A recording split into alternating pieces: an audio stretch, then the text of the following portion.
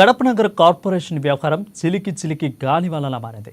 MLA Madhavi Reddy భర్త TDP polit bureau సభ్యులు శ్రీనివాసరెడ్డి చేసిన వ్యాఖ్యలు తీవ్ర దుమారం రేపుతున్నాయి. ప్రస్తుత కడప మేయర్ వైసీపీ నేత సురేష్ బాబు గత ఎన్నికల్లో 3 కోట్ల రూపాయల డబ్బులు తీసుకున్నారని ఆయన ఆరోపణలు చేశారు. ఈ నేపథ్యంలో మేయర్ సురేష్ బాబు పాత కడప వెంకటేశ్వర స్వామి దేవస్థానంలో ప్రమాణ స్వీకారానికి పూనుకున్నారు. పెద్ద ఎత్తున స్థానిక ప్రజాప్రతినిధులతో వెళ్లి దేవుని సాక్షిగా ప్రమాణం చేశారు. తనపై నిందలు మోపిన వారు వాటిని నిరూపిస్తే తాను రాజీనామా చేస్తానంటూ సవాల్ విసిరారు. ఇక లేని పక్షంలో ఆ దేవుడు వారి వినాశనానికి శుభం పలుకుతారని శాపనార్థాలు పెట్టారు. ఇక ఈ అంశం చర్చనీయాంశంగా మారింది.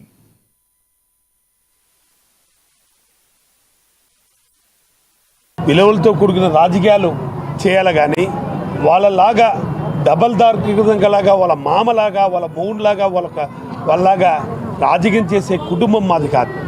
35 ఏళ్ళుగా వైఎస్ కుటుంబాన్ని నమ్ముకుంటాం, కాంగ్రెస్ పార్టీని నమ్ముకున్నాం. ఏ రోజు కానీ కాంగ్రెస్ పార్టీని వీడలేదు. కేవలం వైఎస్ కుటుంబాన్ని చిత్రహింసలు పెడుతున్నారు కంటే కాంగ్రెస్ పార్టీని వీడి వైఎస్ఆర్ కాంగ్రెస్ పార్టీ అంటే ఒకే కుటుంబాన్ని నమ్ముకొని వచ్చినాం తప్ప ఏ రోజు కానీ ద్రోహం చేయాలనే ఆలోచన మాకు లేదు.